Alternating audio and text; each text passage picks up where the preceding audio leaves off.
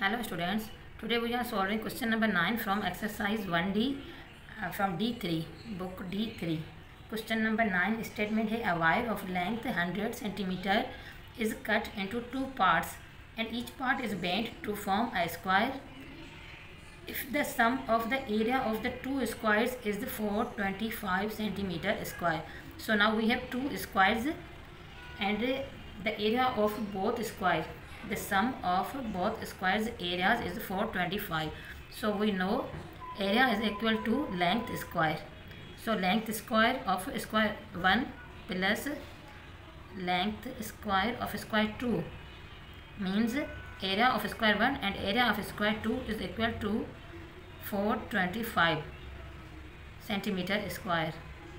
The sum of both squares area is 425 centimeter square. Find the length of the side of the two squares. Let's draw two squares. If this is 1 and this is 2. So find the length of the sides of two square. So हमें इनकी length यानी कि side की जो length है, हम जानते हैं स्क्वायर की चारों साइड की लेंथ सेम होती है, तो हमें इसकी लेंथ और इसकी लेंथ फाइंड आउट करनी है. Suppose the length of one square is equal to the length of square 1, this is square 1, the length of square 1 is x and the length of a wire of length, now we have total length 100 centimeter. So first length is first square's one side length is x. Now total length is 100 minus first square's length, four sides length will be 4x. If one side is x, then four side will be 4x. 4x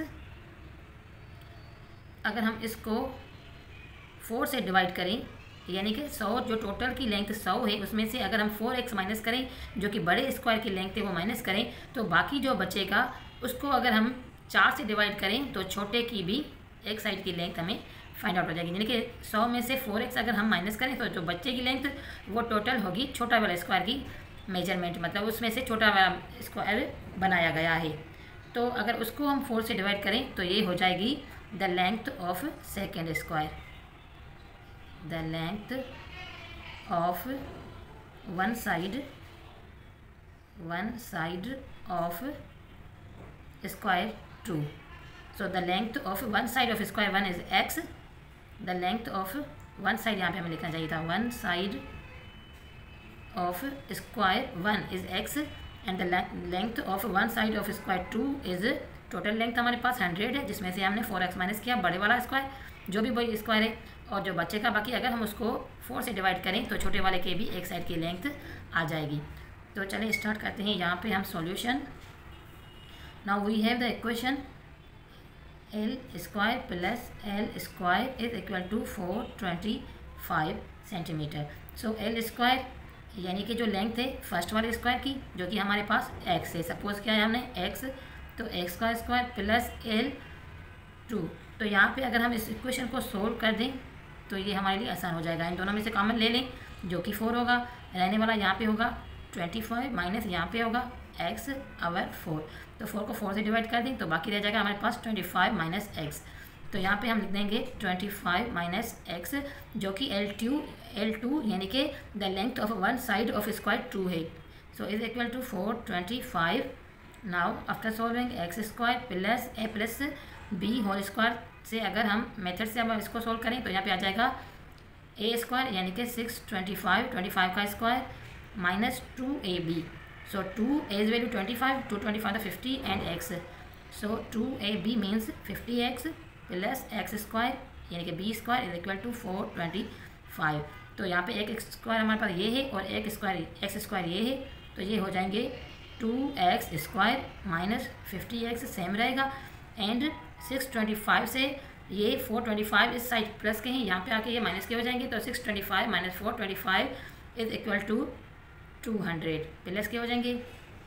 अब हमारे पास ये proper equation आ गई है जिसे हम quadratic फार्मूले के तरीके से सॉल्व कर सकते हैं. तो ये हो जाएगा minus b's value minus 50 plus minus under root में स्क्वायर रूट में बीज वैल्यू माइनस 50 का square minus 4 a's value 2 and C's value 200. Our 2a. So 2 and A's value 2. After solving we will get 50 plus के हो जाएंगे x is equal two plus minus 50 का square ये हो जाएगा 2500 minus 4 to the 8 and 8 to the 16, so ये हो जाएगा 1600 our 2 to the 4. So 50